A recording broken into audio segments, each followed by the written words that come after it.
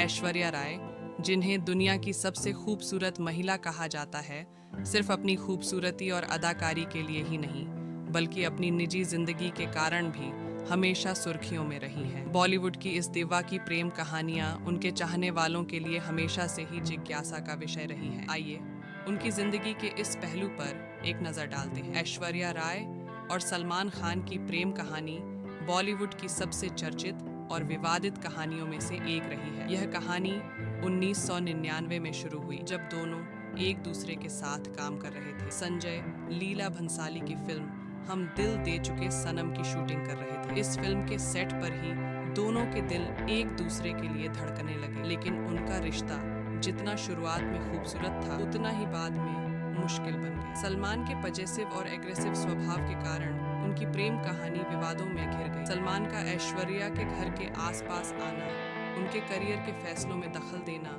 और उनके परिवार के साथ तनाव पैदा करना, ये सब उनके ब्रेकअप का कारण बना। 2002 में ऐश्वर्या ने आधिकारिक रूप से यह घोषणा की कि उनका और सलमान का रिश्ता खत्म हो चुका। सलमान खान से अलग होने के बाद ऐश्वर्या का नाम अभिनेता विवेक ओबेरॉय के साथ जुड़ा। दोनों की मुलाकात एक कॉमन फ्रेंड के जरिए हुई और धीरे धीरे दोनों के बीच नजदीकियां बढ़ने लगी। विवेक ओबेरॉय ने उन दिनों ऐश्वर्या के लिए खुद को एक रक्षक की तरह पेश किया, जो उन्हें सलमान के गुस्से और उनकी जिंदगी की नकारात्मकता से दूर रख सके। लेकिन उनका रिश्ता भी ज्यादा समय तक नहीं टिक सका। विवेक का एक प्रेस कॉन्फ्रेंस बुलाना, जिसमें उन्होंने सलमान के खिलाफ आरोप लगाए, उनके रिश्ते के टूटने की एक बड़ी वजह बना। यह मुद्दा मीडिया में काफी चर्चा में रहा और ऐश्वर्या ने इसके बाद विवेक के साथ अपना रिश्ता खत्म कर। ऐश्वर्या की जिंदगी के इन उतार चढ़ावों के बाद उनकी जिंदगी में एक नई कहानी शुरू हुई, जो अब तक एक परफेक्ट लव स्टोरी के रूप में जानी जाती है। 2006 में उनकी और अभिषेक बच्चन की मुलाकात धूम, डोरू और उमराव जान जैसी फिल्मों के दौरान हुई। फिल्मों के सेट पर दोनों के बीच एक गहरा जुड़ाव विकसित। अभिषेक ने एक इंटरव्यू में बताया था कि उन्होंने ऐश्वर्या को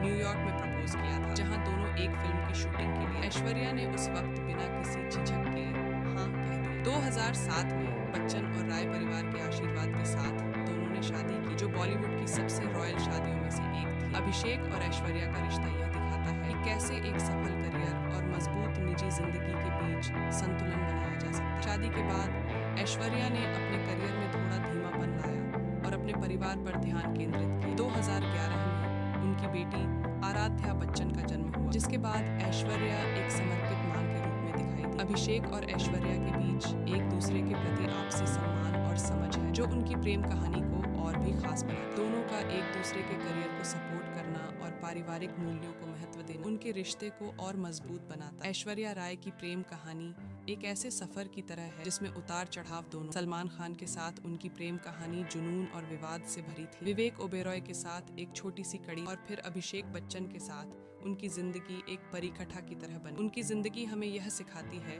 कि चाहे जिंदगी में कितनी भी मुश्किलें आए, अगर आपके पास सही इंसान हो जो आपका साथ दे, तो हर मुश्किल का समाधान मिल जाता है। ऐश्वर्या और अभिषेक की प्रेम कहानी हमें यह संदेश देती है कि प्यार और सम्मान के साथ एक सफल रिश्ता बनाया जा सकता है। यह थी ऐश्वर्या राय की प्रेम कहानी, जो उनकी जिंदगी का एक अहम हिस्सा है और उनके प्रशंसकों के लिए हमेशा